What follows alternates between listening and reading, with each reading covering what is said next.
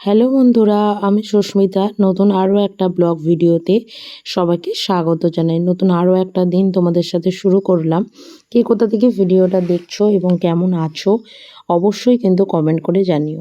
বেশ অনেক দিন হয়ে গেছে ঝুল ঝাড়া হয়নি, মানে অনেক দিন মানে আর এটা নয় যে মাস 2 মাস 3 মাস কেটে গেছে, সেটা একদমই নয়।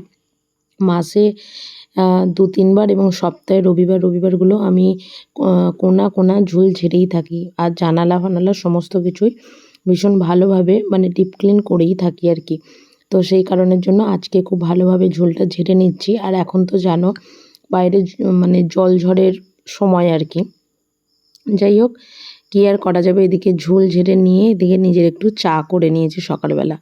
সকালবেলা আমার মনে হয় যে একটু যদি দুধ চা খাওয়া যেত তাহলে একটু বেশি ভালো হতো, কিন্তু দুধ চা খাওয়ার লোক তোমার বাড়িতে নেই।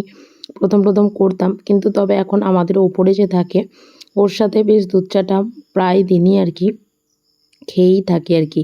মানে এখন প্রায় দিনই খাওয়া হয়ে থাকে আর কি। আর এই যে পুচকেটা সকালবেলা চলে এসেছে, দাদার কাছে যাব, আন্টির কাছে যাব এই বলে আর কি। মানে আমার বড়মশাইকে ও দাদা বলে।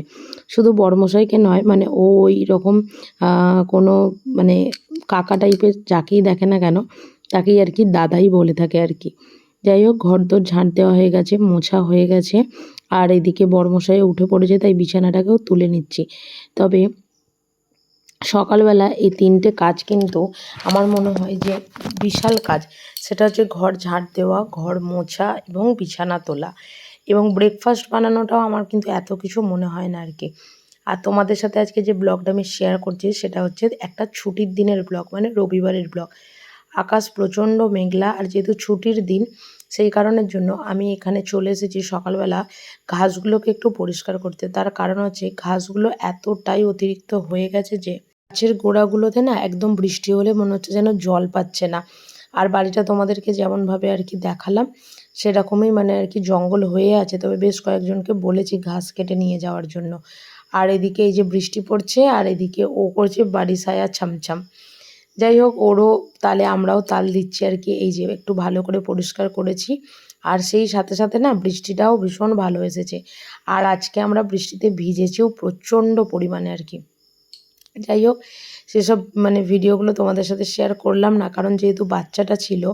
এর আগে একটা ভিডিও আমি শেয়ার করেছিলাম, মানে গঙ্গা চান করার ভিডিওটা। তো সেখানে ওটা মানে ইউটিউব থেকেই আর কি আমার ভিডিওটাকে পাবলিশ করেনি। তো ওখানে ওই বাচ্চাদের চান করার কোনো ভিডিও আমি কোনো রকমভাবে পোস্ট করতে পারবো না। তো সেই কারণের জন্য আর কি।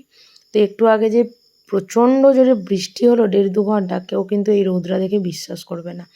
তারপরে মানে প্রচণ্ড রোদও উঠেছিল, তবে ঘড়ির কাঁটায় বাজে কিন্তু প্রায় 12টা। আর আমি এদিকে চান করে পুজো করে জামা কাপড়গুলো শোকাতে দিয়ে দিয়েছি। আর আজকে দুপুরবেলা হবে হচ্ছে আলু দিয়ে মানে আলু আর ডিম বিরিয়ানি, আর তার সাথে হচ্ছে মটন কষা।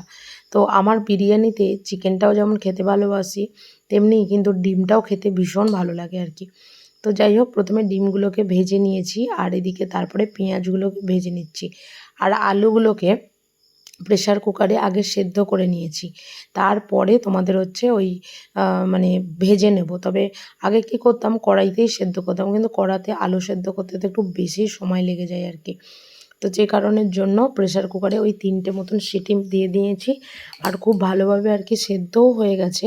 আর এদিকে ভালো করে তেলের মধ্যে একটু ভেজে নিচ্ছি। আর যেহেতু একটু দমে হবে, তো দমে হলে মোটামুটি আরও 20-25 মিনিট দম পাবে নিচে আলুগুলো। তো তাহলে কী হবে, আরও মানে ভালোভাবে নরম হয়ে যাবে। তো ওদিকে যতক্ষণ বিরিয়ানিটা হচ্ছে ততক্ষণ এদিকে আমি খাসির মাংসটা করবো বলে গোটা গরম মশলা ফোড়ন দিয়ে তার মধ্যে আজকে গোটা রসুন দিয়ে দিয়েছি। এবার অল্প মানে অল্প নয়, বেশ খানিকটাই পেঁয়াজ, কারণ প্রায় 2 কিলো মাংস আর কি। আর এদিকে রয়েছে হচ্ছে টমেটো কেটে এটাকে ভেজে নিচ্ছি। তবে পুরো রান্নাটাই করব কিন্তু প্রেশার কুকারে। আর সবথেকে বড় কথা, প্রেশার কুকারের মানে খাসির মাংস না খুব একটা যখন আমরা কাটিয়ারে করতাম একদম ভালো লাগতো না। তবে আজকাল দেখছি প্রেশার কুকারে মাংস করলে খেতে কিন্তু বেশ ভালোই লাগছে। আর 6টা-7টা সিটি দিলে তো এমনি মাংসটা ভীষণভাবে ভালোভাবে সেদ্ধ হয়ে যায়। আর এদিকে বিরিয়ানিটাও আমার পুরোপুরিভাবে রেডি হয়ে গেছে, তো ওটাকে দমে বসিয়েছি। আর আমার বরমশাইয়ের একটা খুব ভালো অভ্যাস, সেটা হচ্ছে যে কোনো জিনিস না ও ভীষণ ভালো সেদ্ধটাকে খেতে পছন্দ করে। যেমন হচ্ছে আমরা যখন ঘুগনি রান্না করি তখন কি হয় যে মটরগুলো অনেক সময় হয় কি পুরো গলে যায় একদম, মানে খোসা থেকে আলাদা হয়ে যায়। ঝোল করলে হয়তো তার মটরের কিছু দেখাই যায় না। অনেক বাড়িতেই আছে যেগুলোতে খুব রাগারাগি করে বা কোনো কিছু করে, কিন্তু আমার বাড়িতে ওই জিনিসগুলোকে যত গলে যাবে ততই মঙ্গল। ঠিক এরকম খাসির মাংসটাও তাই আর কি, মানে মাংস যতটা আর কি গলানো যায় ততটাই আর কি ভালো। যাই হোক, এদিকে মাংসটাও আমি প্রায় ৬টা ৭টা সিটি দিয়ে এদিকে মানে খুলে নিয়েছি। আর এদিকে যেহেতু আমরা ৪ জনে বসবো, তবে মাংস বা বিরিয়ানি যেটাই করি না কেন সেটা আমাদের দুবেলার জন্যই করেছিলাম। মানে ওই সকালেও খাবো আর তার সাথে সাথে হচ্ছে আমরা মানে রাতেও আর কি করবো, যেহেতু ছুটির দিন আর কষ্ট করে আর দুবেলা রান্না করব না আর কি। যাই হোক, এদিকে রায়তা, স্যালাড সমস্ত কিছু নিয়ে বসে পড়েছি। আর এই আসনগুলো আমি দীঘা থেকে নিয়ে এসেছিলাম। এবারে জানুয়ারি মাসে যে দীঘা গেছিলাম আর কি। তো এবারেই ১ম কাজে লেগে গেল আর কি আসনগুলো। ৪ জন এখানে খেতে বসে পড়েছি। ১ম একটা শর্ট ভিডিও করছিলাম। তারপরে সবাইকে আস্তে আস্তে বেড়ে দিচ্ছিলাম। আর ওদিকে আমারই বয়সী, কিন্তু আমি একটু দিদিই বলি। তো ও আর কি ওদিকে মাংসগুলোকে বেড়ে দিচ্ছিল আর এদিকে আমি বিরিয়ানিগুলো বেড়ে নিচ্ছিলাম। তো ছুটির দিনে তোমাদের এই ব্লগটা কেমন লাগলো অবশ্যই কিন্তু কমেন্ট করে জানিও। ভালো লাগলে ভিডিওটা একটা লাইক করো, শেয়ার করো, চ্যানেলটি সাবস্ক্রাইব করে পাশে থেকো। দেখা হবে নতুন আরও একটা ব্লগ ভিডিওতে, নতুন আরও একটা দিনের সঙ্গে খুব তাড়াতাড়ি। সুস্থ থাকবে, ভালো থাকবে, টাটা।